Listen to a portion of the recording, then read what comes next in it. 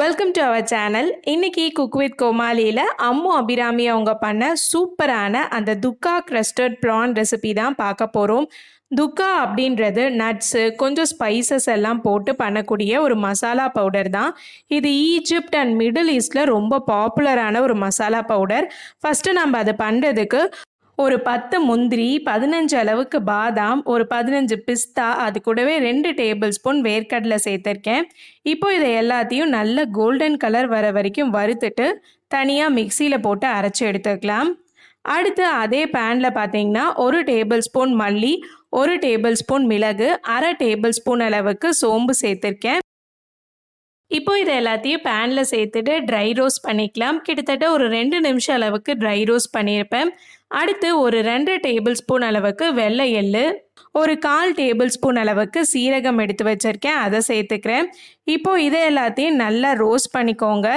எள்ளெல்லாம் நல்லா ரெட் கலரில் மாறி வரும். அந்த மாதிரி மாறி வந்த உடனே திருப்பி இதை தனியாக ஒரு மிக்சியில் போட்டு அரைச்சி எடுத்துக்கலாம்.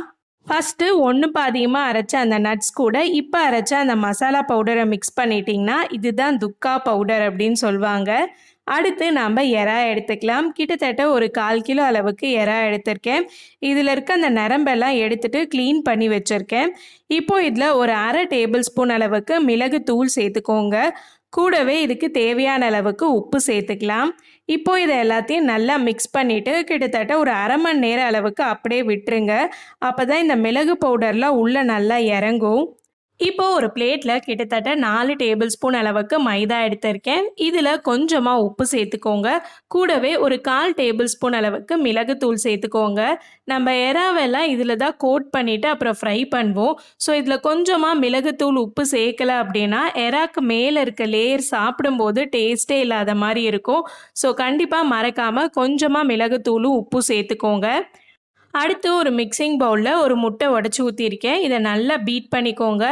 நார்மலாக நம்ம ஏதாவது ஃப்ரை பண்ணுறோம் அப்படின்னா எக்கில் டிப் பண்ணிவிட்டு கோட் பண்ணுவோம்ல, அதே மாதிரி தான். அதுக்காக தான் நானும் இன்றைக்கி எக் எடுத்திருக்கேன். இப்போ நம்ம பண்ண அந்த துக்கா பவுடரில் கிட்டத்தட்ட 1 டேபிள் ஸ்பூன் அளவுக்கு பிரெட் க்ரம்ஸ் சேர்த்துக்கோங்க. இது உங்களுக்கு நல்லா ஃப்ரை பண்ணும்போது அந்த கிறிஸ்பினஸ் கொடுக்கும். ஸோ இந்த பிரெட் க்ரம்ஸோட அந்த துக்கா பவுடரையும் நல்லா மிக்ஸ் பண்ணிவிட்டு தனியாக எடுத்து வச்சிடலாம்.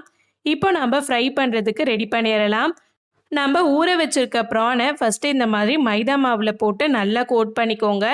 எக்ஸஸாக இருக்க மாவு எல்லாத்தையும் டஸ்ட் பண்ணிவிட்டு நம்ம எக் அடித்து வச்சுருக்கோம்ல, அதில் இந்த மாதிரி சேர்த்துடலாம்.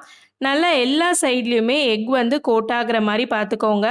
அப்போ தான் நம்ம திருப்பி அந்த பவுடரில் போடும்போது நல்லா பவுடர் மேலே ஒட்டும்.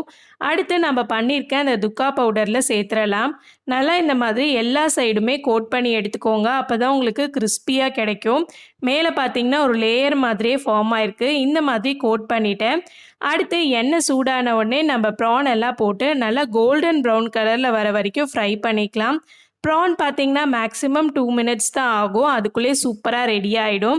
அவ்வளோதான், நம்மளுடைய துக்கா கிரஸ்டட் ப்ரான் சூப்பராக ரெடி ஆகிடுச்சு. செம்ம கிறிஸ்பியாக இருந்துச்சு. அந்த மேலே இருக்க அவுட்டர் லேயர் மட்டும் பாருங்கள், அவ்வளோ டேஸ்ட்டாக செம்மையாக இருந்துச்சு. கண்டிப்பாக இந்த ரெசிபி பிடிச்சிருந்ததுன்னா மறக்காமல் சேனலுக்கு சப்ஸ்கிரைப் பண்ணிக்கோங்க. அப்படியே பக்கத்தில் இருக்க பெல் ஐக்கானையும் ப்ரெஸ் பண்ணிக்கோங்க. நெக்ஸ்ட் ஒரு சூப்பரான வீடியோவில் உங்களை நான் மீட் பண்ணுறேன். அது வரைக்கும் பாய் பாய்.